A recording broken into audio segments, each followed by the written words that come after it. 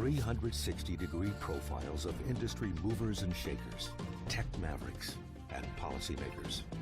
We drill down on their success. We ask how they set strategy and how they navigate in an increasingly competitive market. Real talk, real business. Join the conversation.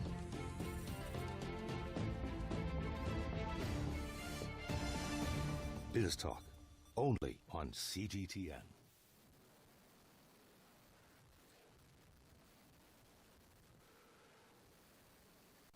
欢迎来到中国企业国际软实力提升加速计划启动仪式现场。 Welcome to the launching ceremony of the Initiative on Strengthening International Influence of Chinese Companies. 中国企业软实力提升加速计划由中国贸易报社、CGTN 智库、领英中国联合发起。这计划旨在促进人才、品牌、企业合规、法律以及企业文化方面以国际化的经营之道赋能给更多的中国企业，帮助中国企业打通国际化软实力提升的堵点和痛点。 The initiative was jointly launched by China Trade News, CGTN Think Tank, and LinkedIn China. It will focus on talents, brands, laws and compliance, as well as corporate culture, and share the latest development strategies to corporate globalization development to help companies to overcome the obstacles and choke points. 下面我们邀请3位嘉宾来给我们的启动计划进行启动。 有请中国贸促会党组成员、副会长张绍刚先生，领英中国总裁陆坚博士，中国中央电视台英语环球节目主编刘威先生一起上台。 Now let's welcome Zhang Shaogang, Vice President of China Council for the Promotion of International Trade, Lu Jian, President of LinkedIn China, Liu Wei, Chief Editor of CGTN English, to come on stage to launch the initiative together. 好，请我们的嘉宾把我们的手放在我们的启动器上面，让我们一起宣布中国企业国际软实力提升计划启动。 The initiative of strengthening international influence of Chinese companies is now officially launched. 有请嘉宾合影。好，谢谢张委，哎，合影。好，官方合影。 So if you're watching this event on CGTN's new media platforms, we're now heading for a short break of 5 minutes. 好，谢谢张会长， We'll be 谢 back 谢 after this. Don't go 启 away. 动的嘉宾，请台下就坐。 Each day, there are millions of stories. Each one can open new perspectives, new possibilities.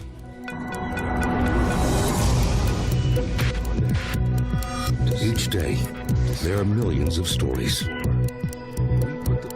Each one can open new perspectives, new possibilities.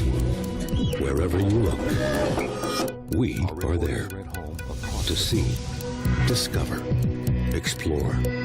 We put the pieces together to find what really matters to you, all around the world, all around the clock.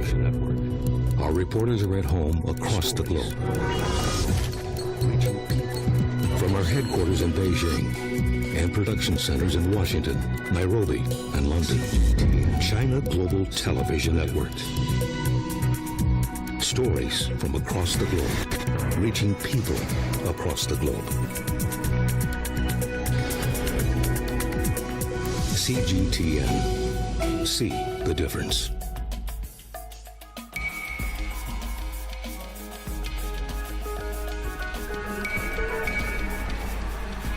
You're watching breaking news on CGTN.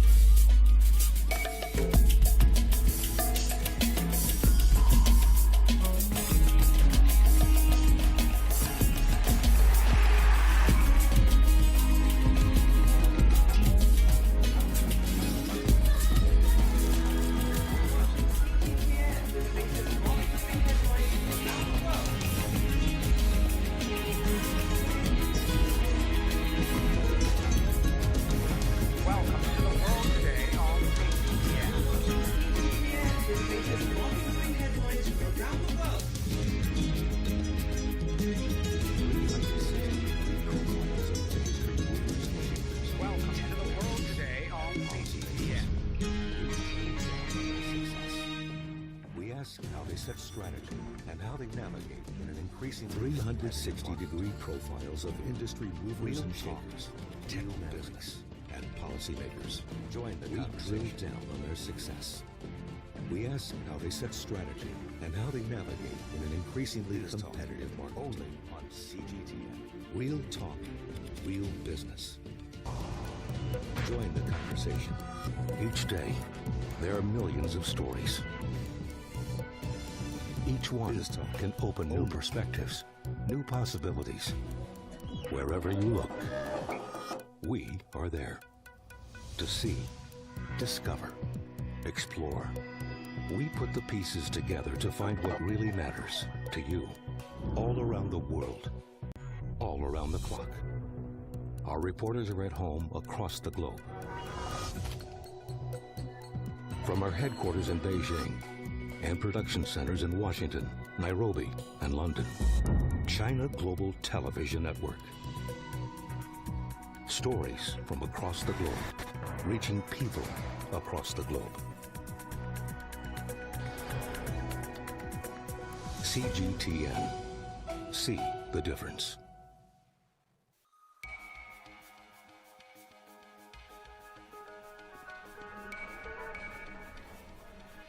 You're watching breaking news on CGTN. CGTN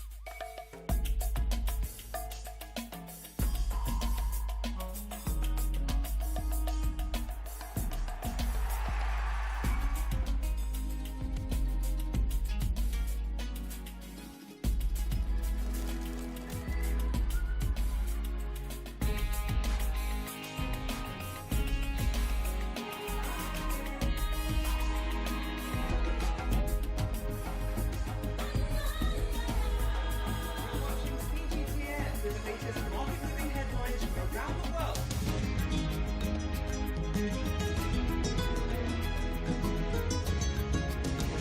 Welcome to the world today on CGTN.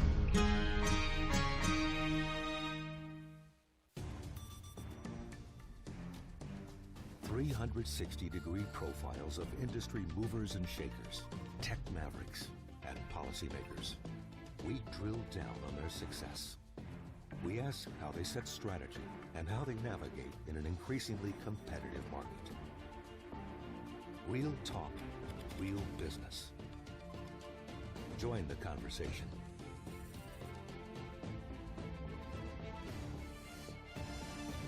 Biz Talk, only on CGTN. Camera, I thought were there. Hello and welcome to our special panel, Growing Beyond China. Well, I'm Guan, live in Beijing.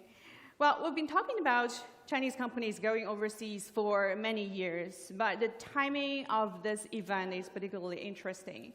On one hand, with the rise of Chinese economy, Chinese companies are growing bigger and stronger, so it is inevitable they're going to increase their global footprint if they haven't done so before. But on the other hand, Chinese companies are facing some sort of backlash of globalization, or a blowback, if you'd like to call it. So we're seeing rising political tensions, protectionism, scrutiny, or even sanctions against Chinese companies, making overseas operation ever complicated than ever before.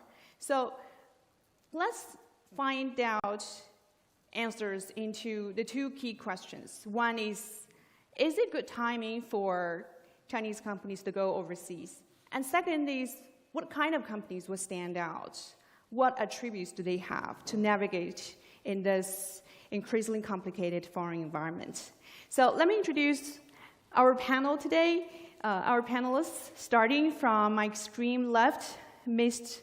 Alessandro Dassi, Chief Growth Officer of Thomas Cook, Fosun Tourism Group.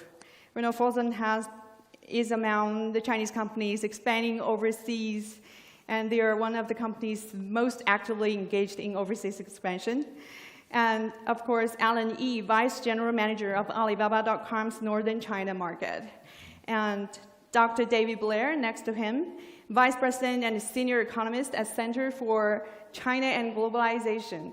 And he's also a writer. Well, look forward to your new book, Dynamism. Thank you. Well, and of course, Dr. Lu Jian, and he's the president of LinkedIn China. Well, I always wondered how LinkedIn developed from, started as a networking company, developed into one of the most influencing social media network platform nowadays. Well, okay, so now let's get things going, and let me turn to Dr. Lu first.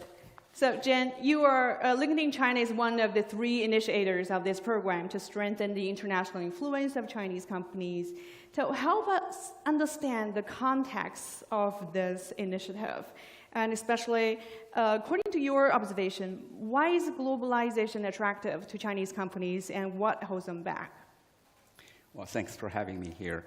I would say that globalization is not only attractive to Chinese companies. If we look at the world of business, most of successful companies are global companies. It's not surprising that when a company is successful in their domestic market, and sooner or later, they will have their eyes on the global market. As you know, speak of what's holding them back, well, I would say it requires a lot of money, but certainly money is just one of the factors that there are just so many others that from talents to understanding of the local market to the blessing of local policies. These are all the factors that would make it affect the success of a company going global. So last year we actually worked with the China Trade News on the particular aspect on the talents when Chinese companies go global. We're trying to find out what kind of challenges that they're facing. Actually, pretty common, we found out that they found challenges like difficulty to identify talents and abilities, and the limited channel or lack of channels to recruit the talents, and also the intercultural integration, and also the weak employer brand. So those are very common challenges for Chinese companies to go global. But beyond that, I would say that the companies are going global. Even when we're talking about the headwind against globalization, and also the impact of the pandemic in the past year, we're still seeing Chinese companies are going global. Just look at the data that I saw from Ministry of Commerce that we've seen from 2017 to 2019, just these 3 years, that there's still kind of increase of Chinese companies' employment in the overseas market. Actually, it has increased like 10%. And if we look at also the percentage of non-Chinese employees in these overseas operations of Chinese companies, we've seen that they also increased like from 50% to 60%, from 2017 to 2019. So I would say that despite all these challenges that Chinese companies are going global, that I'm hoping that we're going to see the next wave of globalization of Chinese companies. Well, indeed, we're seeing a significant growth of Chinese companies in overseas markets. But Dr. Blair, I want to turn to you now, because the Center for China and Globalization has been dedicated to research about China and the world. Given the size of Chinese economy right now, it is inevitable that Chinese companies will play a major role in the world. However, why are Chinese companies still proportionally lower compared to the counterparts in the US or Europe, and how to expand or increase their presence and influence globally in the future? Well, some of it is just time. Chinese companies have really become prominent in the last 10 or 15 years. It takes a while to build up an international brand and build presence and build offices and that kind of thing. But there are some fundamental underlying facts. One is that the Chinese economy itself is growing rapidly, more rapidly than any of the other big economies. So naturally, Chinese firms will concentrate on the growing markets. A lot of the traditional developed markets in the United States and Europe, Japan, are growing slowly, and I think they will continue growing very slowly over the next decade. So the only way to increase your market share in a very slowly, to increase your sales in a very slowly growing market is to take market share away from somebody else. And they're already quite protected and quite monopolistic markets. I've been very upset and unhappy about the growth of monopolization of the U.S. market over the last 30 or 40 years. And it's very hard to penetrate a market where you already have a politically connected, monopolistic firm in the sector you're trying to get into. So that's one factor. Is it a zero-sum game, in your opinion? I think in those markets, in the U.S., Europe, and in Japan, it's, in terms of market share, it's a zero-sum game. Maybe not for the consumers. The consumers would like to have additional products available. But in terms of taking market share, a lot of the firms have become very, in the U.S. and in Europe, they've become very large and very politically connected, sort of crony capitalistic, and so they're very hard to get into those markets. On the other hand, at least before the pandemic, African markets, South Asian markets, to a lesser extent Latin American markets, were growing very rapidly. And Chinese firms were very good, also tied in with the Belt and Road program. They were very good at creating products that people in those countries desired. So I think you're going to see growth of Chinese companies primarily in the areas where there's less protection and where you've got growing markets. I just bought a car here in China, and I was shocked at how cheap they are. The Chinese cars looked like they were very, they seemed to me, I'm not a car guy, but they seem to be the same quality, and they're maybe 2/3 to half the price. Those cars will never be allowed into the North American market because they will wipe out the domestic But it's producers. interesting that some of the developed markets call us dumping these products, launch some anti-dumping measures against us. Yeah, I don't think so. China, in terms of the kinds of products it's exporting, looks like a traditional developed country. It's exporting cars and high-tech equipment and construction equipment, things of that sort. Those traditionally came from the U.S. and Europe, so most of the developing world is happy to see an additional competitor. Okay, now let's get some real-world experience with our other two panelists. And Alan, Alibaba is building a platform for many Chinese companies to connect with overseas markets. But how has the pandemic affected their willingness to invest overseas, and how is the dual circulation strategy redefining the business opportunities? Okay. Although the pandemic has impacted the offline international trade, but we are seeing more and more Chinese companies to take their business online. In 2020, the data from the customs indicate that the total GMV of China's cross-border e-commerce platform increased by 16.7%, which is the highest record in the recent years. Also, which is much higher than the growth rate of China's export in the same year. More and more small and medium-sized enterprises are joining this new wave of international trade, and many of the medium and the large-sized state-owned enterprises as well. And we found that many of them are China's well-known brands. So trading online is significantly lower the threshold for the international business. And under the China's dual circulation strategy, actually Chinese companies can take further advantage in the huge domestic market. And following the opening up policy, Chinese companies can also embrace the international cooperation and international trade. So to sum up, I think the domestic market and the international market can complement and enhance each other for Chinese companies.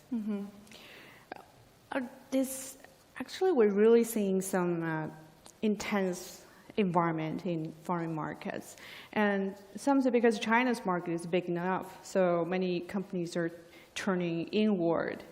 I want to talk about the issue with Alessandro. You know, the tourism industry also hit hard by the pandemic, especially foreign markets, but we've seen a boom in Chinese domestic market. So do you think it's a good time for overseas expansion, or is it time to retreat to China's market? Yeah, the pandemic has hit the travel and hospitality business really hard. I mean, for example, if you take, for example, Thomas Cook China was an agency specialist in taking outbound customers overseas. We saw our business in 2020 almost completely wiped out.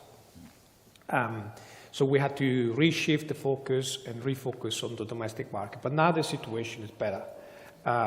In the last May Labor holiday, the number of domestic trips in China were over 200 million. That's a growth, a small growth compared to the pre-pandemic levels in 2019.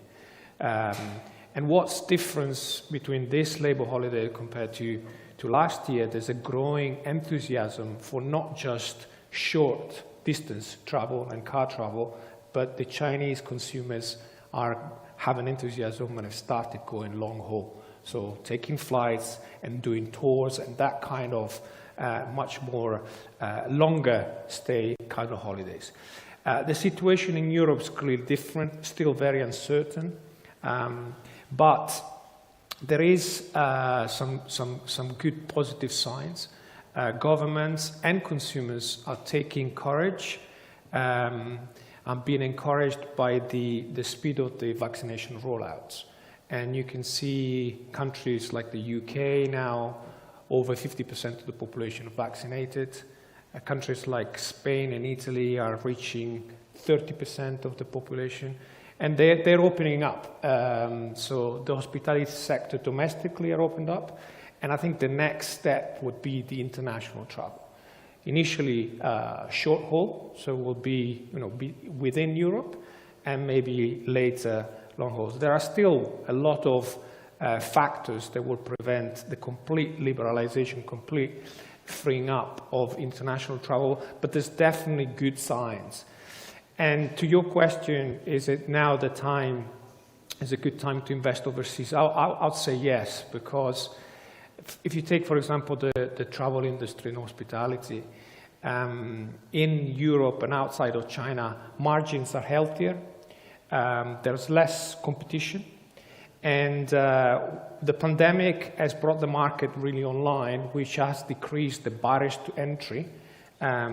If you take, for example, countries like Germany, where travel was typically, historically, a very offline market, now post-pandemic, there is an opportunity for countries to enter that market in the travel industry using an online model, which maybe a couple of years ago wasn't possible. Mm-hmm. Not all the industry sectors are the same. I would say, for example, leisure industry is looking very positive. But if you take, for example, business travel, I think business travel we need to be much more cautious. I think the era of the Zoom and the video call meeting has properly disrupted that industry sector. And I'm not really sure whether it will ever come back to the levels that we saw pre-pandemic. Mm-hmm. So since our two guests here are very bullish about the outlook, I don't know whether because they're from industry giants. But Jen, in your opinion, because there are so many small and medium-sized companies who are also willing to go overseas, and many haven't done this before. So there are various success factors that needs to be considered to make this decision. In your opinion, what are the top priority that they should consider? It's quite interesting that I started serving as a member on the Board of Governors of American Chamber of Commerce this year. And so we look at multinational companies in China.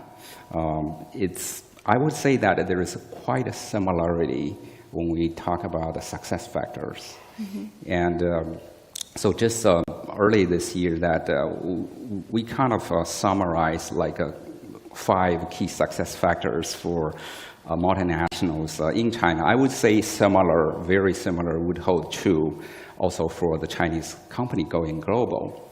And the number one, as I recall, is to have a clear and unwavering local strategy before entering a local market. And the second one is to have a sufficient trust and support from the headquarters so that the local team could have agile response in the local market. And the third one is to have a very competitive core local team. And the fourth is to have a localized brand strategy. And the fifth is to have a local partnership, strategic local partnership.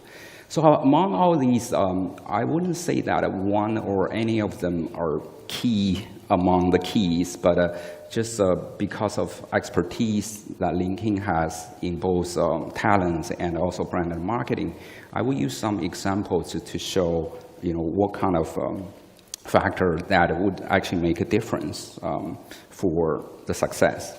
And so LinkedIn has worked with many of Chinese companies going global. And one kind of value we provide is to have the company to gain the global talent trends. And that's coupled with a localized talent strategy. And so there was, like a couple of years ago, there was one well-known Chinese company coming to us saying that they're trying to establish R&D center overseas and trying just to decide where they're going to put this R&D center. And so that center is about like AI technology. And we know that AI is a very hot market. Which year was it? Artificial intelligence. Which year was it, I mean? What? Which year was the story? story? It was just 2 years ago when they started planning this. And we know that AI has been a very hot market with competitions for talents. And so the intuition would be, go to Silicon Valley, for example. I wouldn't blame anyone thinking about Silicon Valley. However, thinking about the cost of labor and the cost of living in Silicon Valley, so that may not be the best choice. And so our team had helped this company with the LinkedIn Insight we have about the talent, like a migration of the talent into and out of the region, and also the concentration of a specific type of talents in a region, and the labor of cost, and also the cost of living. And in the end, the company found, actually not quite intuitive, they found that Warsaw of Poland appeared to be the best choice for them to set up this R&D center, and they did so. So that's kind of an example just to show that the insight, about the talents, is a first when a company goes global. And then there is like a localized talent strategy, how you recruit this talent. So that's one example. And also, our company actually helped also one Chinese company about their brand and marketing effort overseas. And we know that on that side, the challenge has been the very weak brand awareness and recognition in overseas, even for very well-known Chinese company here. And also lack of channel to reach the audience. And so we have this company actually build their communication, from product updates, to various things that through the LinkedIn company pages and also promotion content on LinkedIn.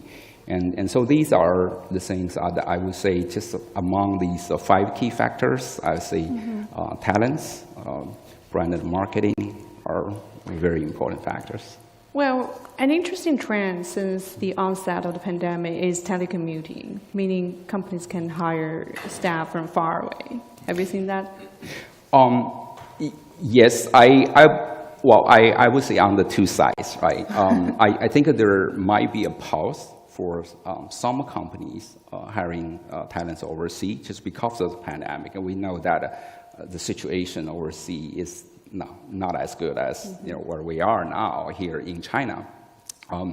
But on the other side, when we look at the brand and the marketing, on the contrary, just because of there is not possibility nowadays to go to like expos overseas, and so there is a lot of activities online trying to reach the potential customers, partners online, and so for that part, we really have provided a channel for Chinese companies to reach their potential partners and customers overseas. And Dr. Blair, earlier you mentioned the zero-sum game for some existing market, existing services, but China has emerged as a new center for technological and business innovation, and some has successfully entered foreign markets due to their innovative services. So how important do you think innovation will be in China's company's future overseas expansion? I think innovation is the key to China's future. China has had a business model over the last, starting in the year 2000, say, which was based on heavy levels of investment in infrastructure, at sometimes cheap labor, and sort of being a follower in terms of technology, of reaching the world standard level of technology. That's over because China has built out its infrastructure. It's probably got the best infrastructure in the world now. Wages have been growing very rapidly. I did a calculation, and starting in 2000 to about 2014, they grew at 11% per year, median real wages. That's a huge transformation, and since then they've been growing 5 or 6% per year. So that means people's wages, the average person's wages, quadrupled or quintupled over that period. China is no longer a low-wage country. That's great. That's a great thing. You don't want to be a low-wage country. So the next step is becoming a technology leader. And that's a hard step for countries to take. I think it's important to realize that innovation arises not only in a few centers. It's not only going to be in Zhongguan soon here in Beijing, or a few areas in Shenzhen or Hangzhou. It's got to spread throughout the country. You mentioned the term dynamism. It was developed by an economist I think a lot of, a Nobel Prize winner named Edmund Phelps. And he argues that dynamism has to arise not only in high technology, but also out in the countryside, like in Taobao villages. You've got to have a spirit of entrepreneurship and a spirit where people believe they can change the world, and they go out and build lives for themselves. And I think China's been pushing through the innovation and mass entrepreneurship program over the last 5 or 6 years, and now by more investment in 5G technology throughout the country, which allows people to buy and sell goods and to learn about the world.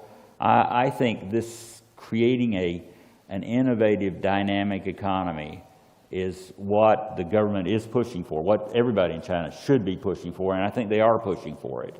Now, achieving the goal is going to be tough, but I think keeping your eye on the ball, what we need is a dynamic economy is really important going forward.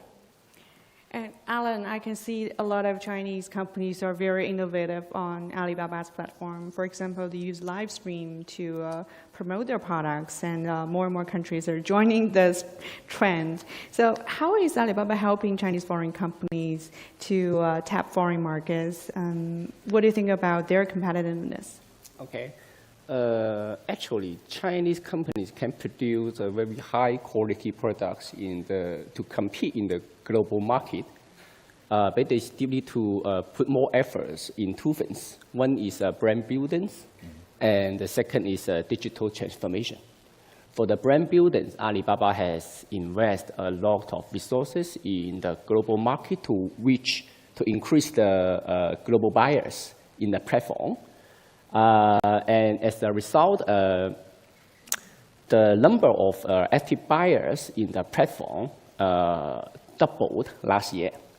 So for the key suppliers in the platform, Alibaba launched the Elite Product Program, which enable those well-known brands to further differentiate their brand values in the global market. For the digital transformation, Alibaba applied a lot of digital technology to help our suppliers to improve their consumer experience. To break the time and the distance constraint, we moved the offline expos to online and turned them into a 24 hours non-stop trade show, so that the global buyers can visit the supplier's shop at any time and anywhere. And besides, we also promote the live streaming in the B2B area. This is a total new format for our suppliers to show their products and capacity in front of the global buyers. And that could significantly improve the communication effectiveness.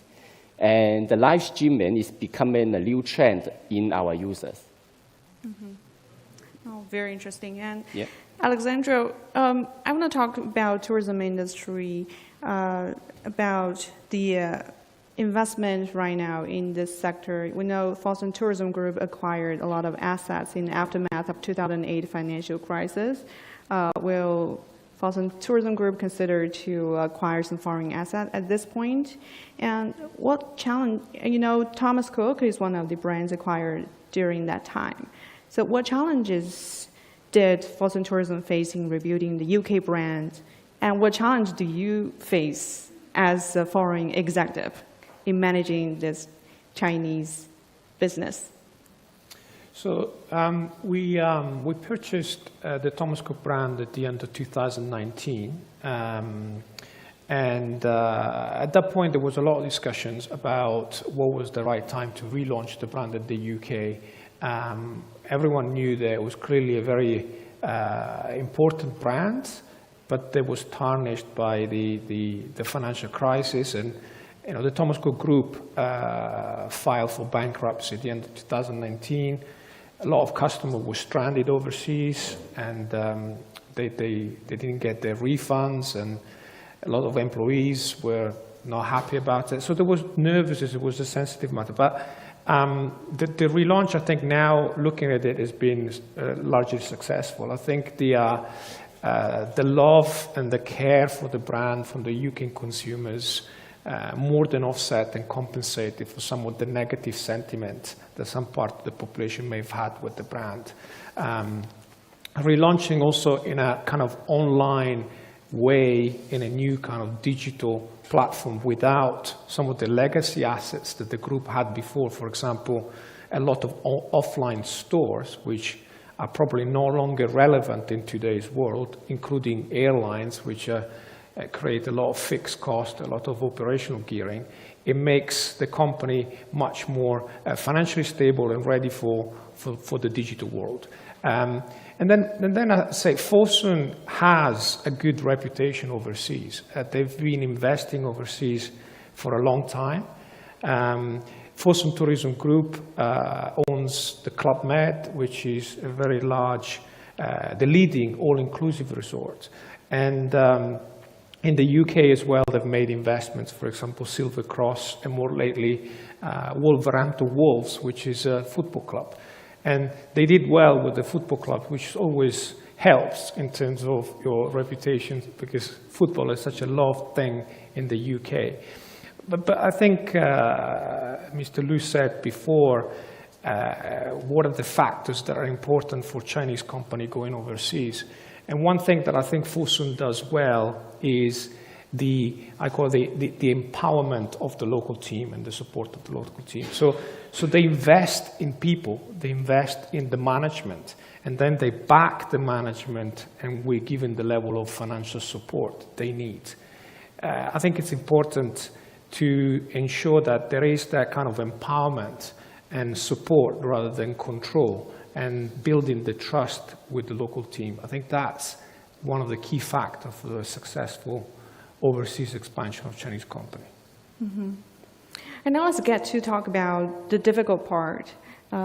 Jen, you know that the media coverage usually influences opinion about Chinese companies, including social media platforms. So how should Chinese companies deal with the negative media narratives about Chinese companies? For example, investment in America are made to acquire know-how, and investment in Africa was to secure valuable resources, things like that.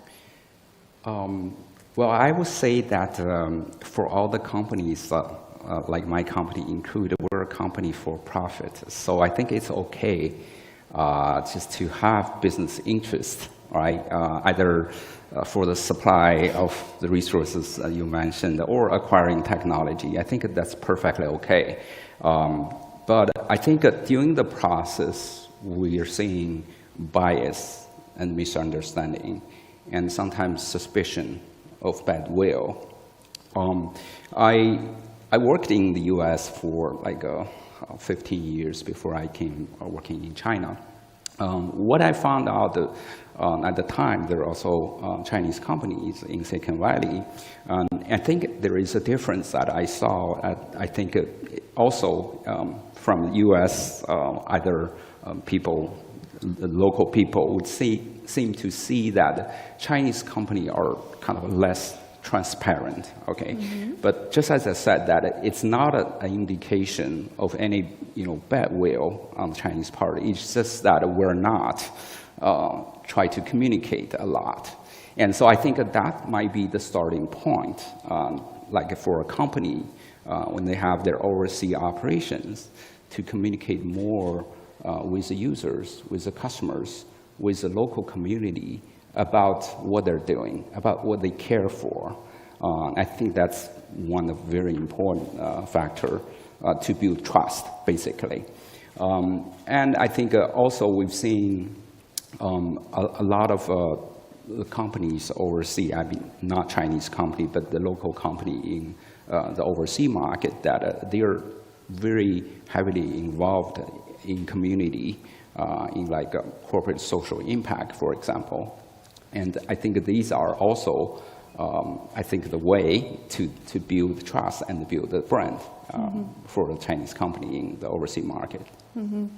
So, Dr. Blair, do you think there is a trust issue against Chinese companies? The growth of Chinese companies is viewed as the threat or negativity to some people in the world. What can they do to deal with this negative stereotype? Well, given the current environment, it's going to be very hard to avoid the politics. I know in the United States, which I know the best, from the federal government, part of the federal government is very interested in stopping Chinese firms from doing anything they perceive as of national security value, the whole CFIUS process. And that slows down and puts uncertainty into any investment. On the other hand, I know that the Department of Commerce would very much like to bring in Chinese investment. And especially state governments and local governments, for them it's all about jobs. And if a Chinese company can say, we're going to provide jobs in your area, they're going to be welcomed by the state and local governments for sure. I mean, I mean, the most famous case is the Fuyao glass plant in Dayton, Ohio. Dayton's a very sort of depressed area, and that was very welcomed by most people there to have a big investment that created lots of jobs. But the press is mostly focused on the political side of it. I mean, there's some business press, but it's mostly politically oriented. And my perception is the American press right now is politically biased and highly hostile toward anything China. I've been told that the major networks are not allowed to run positive stories about China.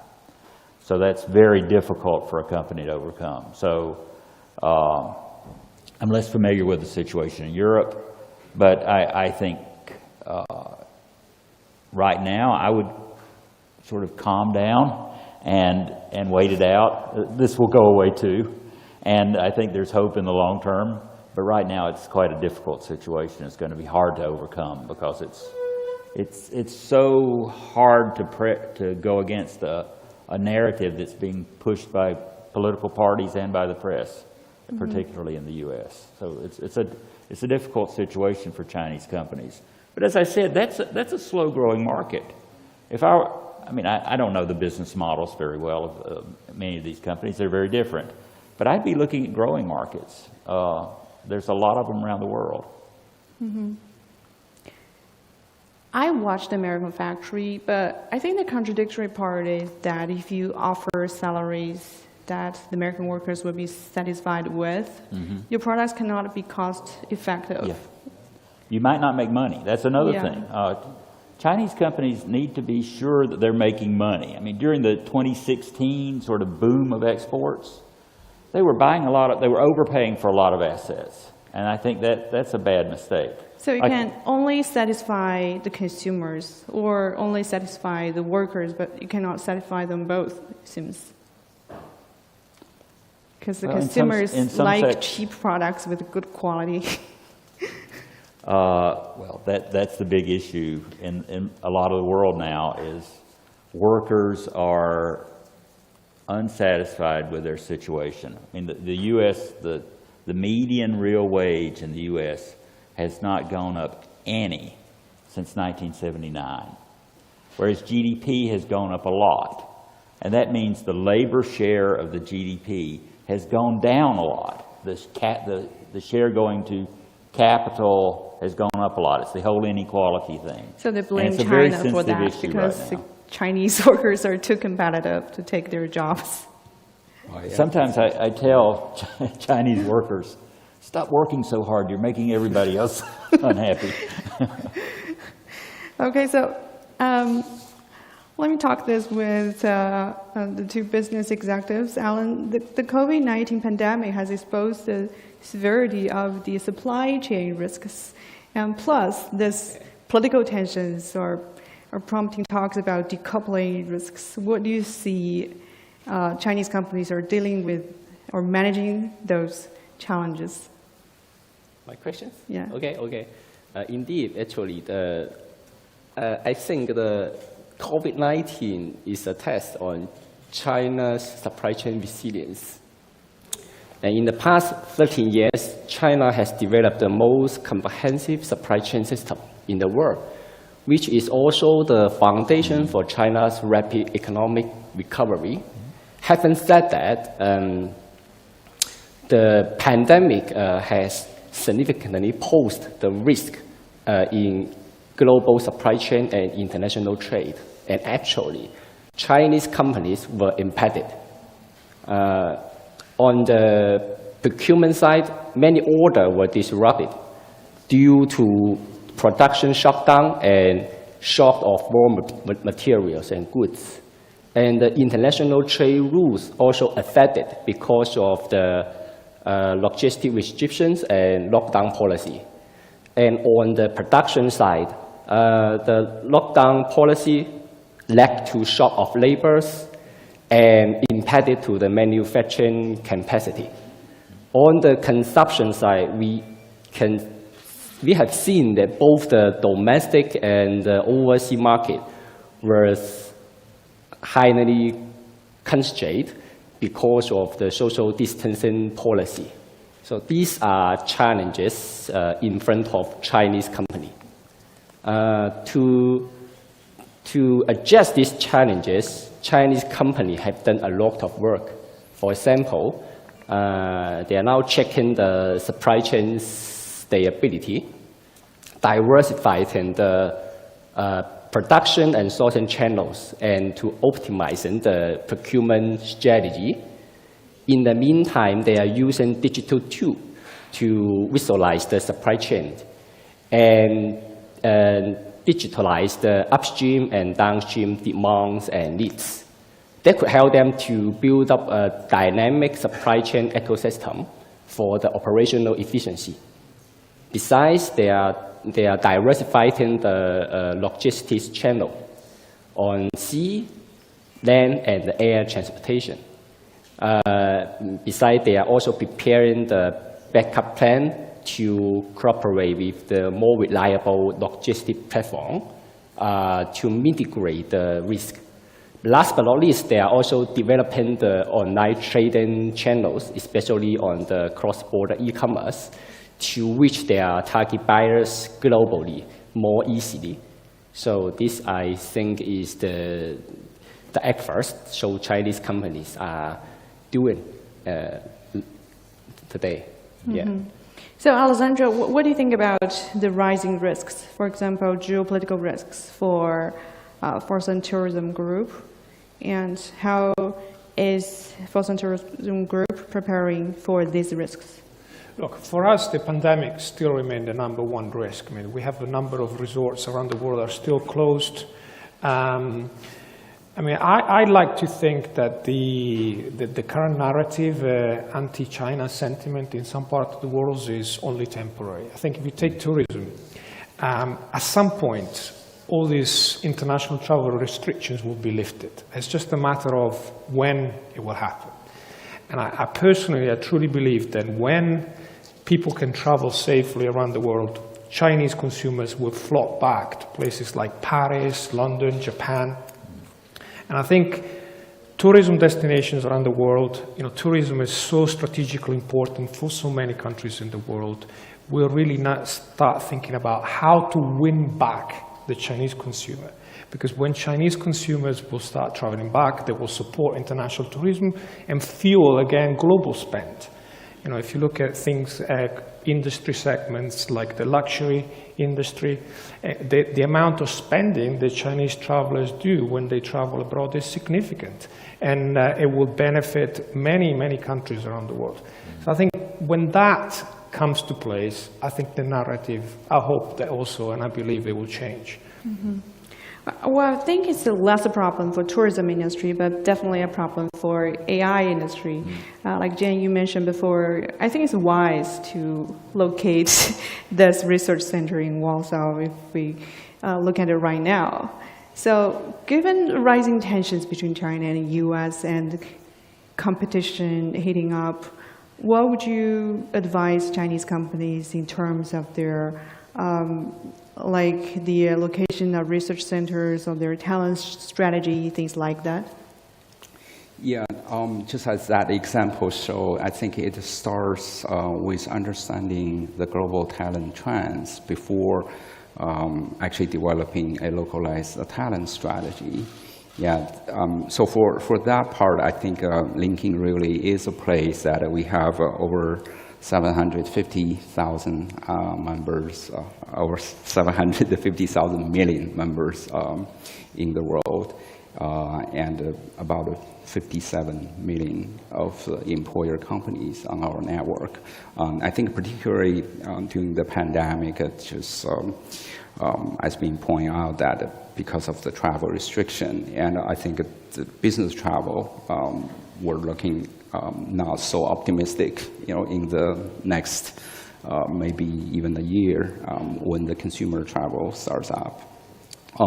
So that is to say that if we do have the operations overseas, that I would say that it starts with the trends, and the trends I would say that currently is not, so well.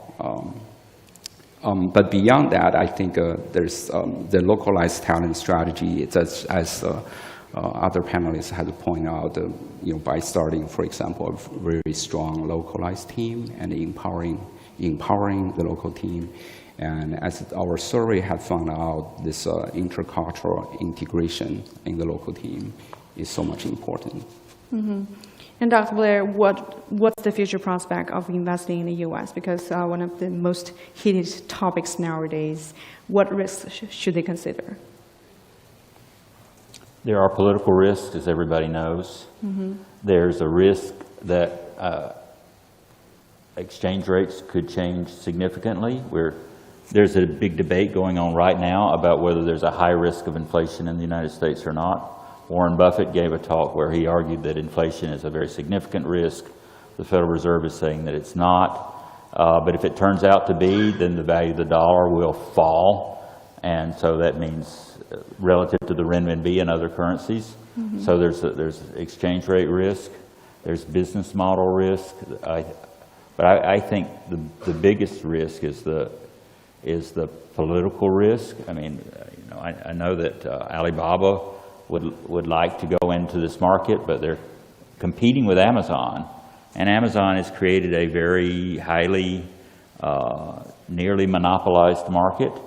And they own the second largest newspaper in the United States. So it could be difficult going into those markets. As I've said before, a lot of the rapidly growing developing markets look more attractive to me. Mm-hmm. What do you think about Chinese investment along the Belt and Road Initiative? Do you think they're welcomed? Well, I haven't done a poll, so I don't know what the public views are. But I think a lot of those countries are on the cusp where they can benefit from infrastructure investment, and they don't have the funds to do it, and they don't have anywhere else to get the funds. No Western country is going to make the massive investments required.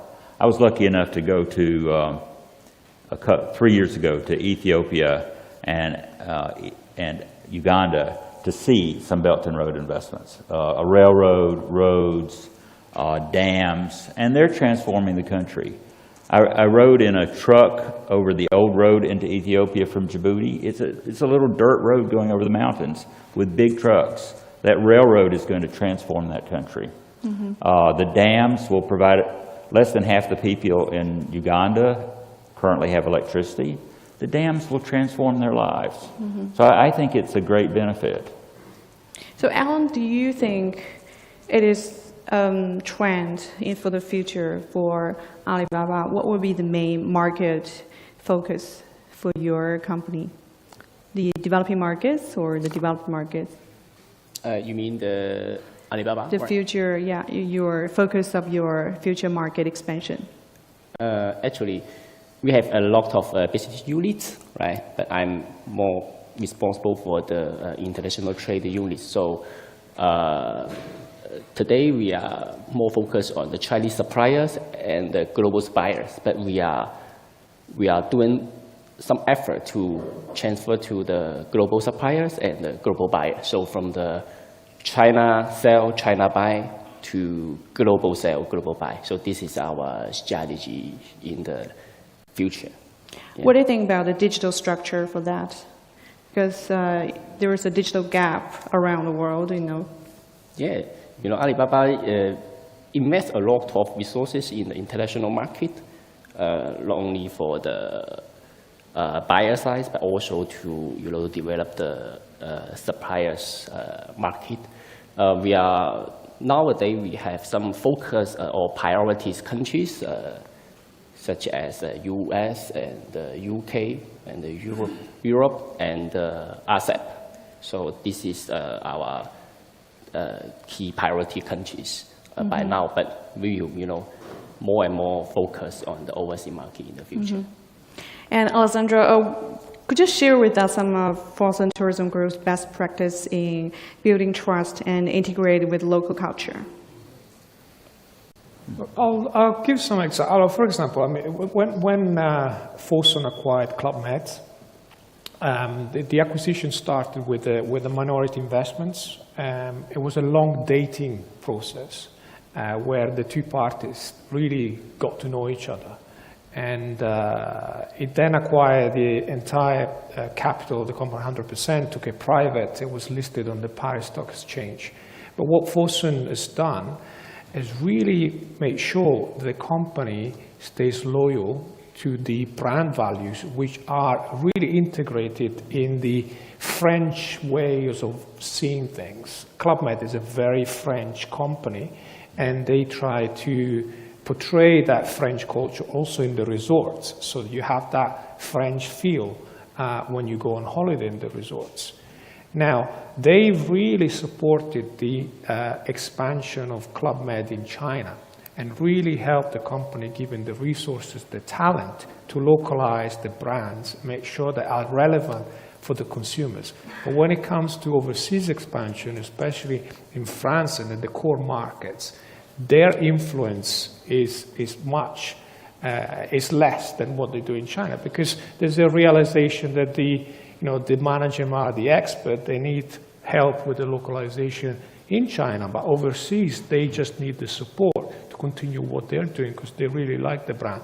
And I think that's been a successful factor in the expansion of Club Med, which was when was acquired, was a company that barely broken even, and then just before pandemic was a very profitable company. Now we're going into a new phase, a new stage, which is the post-pandemic. Will also be interesting to see how we come out of this crisis and how the brand will come out in the post-pandemic world. Mm-hmm. So not much time left. I'd like to hear the three of you, what is the most important success factor? Because we have heard from Jen that there are 5. I'd like to hear from you which one is most important in your opinion. So starting from Lazaro. For Chinese companies going overseas? Yeah, the success factor, most important in your mind. Yeah, I'll say 2. I mean, one is we talked about today a lot about this building the trust with the local team. That's absolutely important. Without that, not going anywhere. I would say another one is the business model.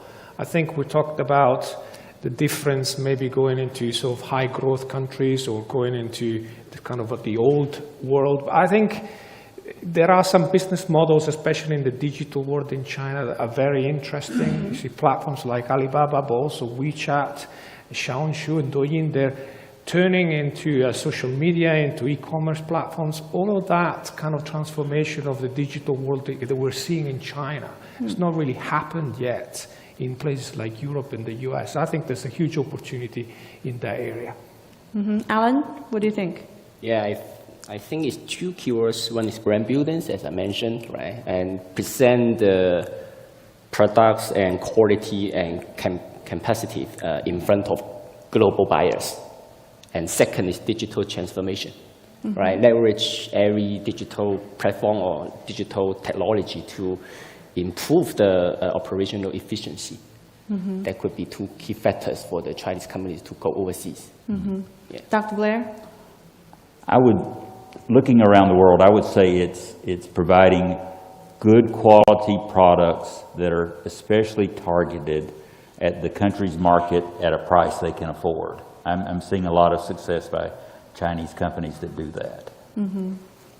So, Jen, what was most important in your mind? Well, first I will echo what Alex just said about the strategy and the model. I think there are different aspects of globalization. Either the company wants to go overseas for talents, for like R&D talent in particular, to establish an R&D center, or just for the market over there, or for the supply chain. I think they need to figure out, what exactly they would like to have, then have a strategy and a model. And beyond that, I think the talents, of course, is the most important.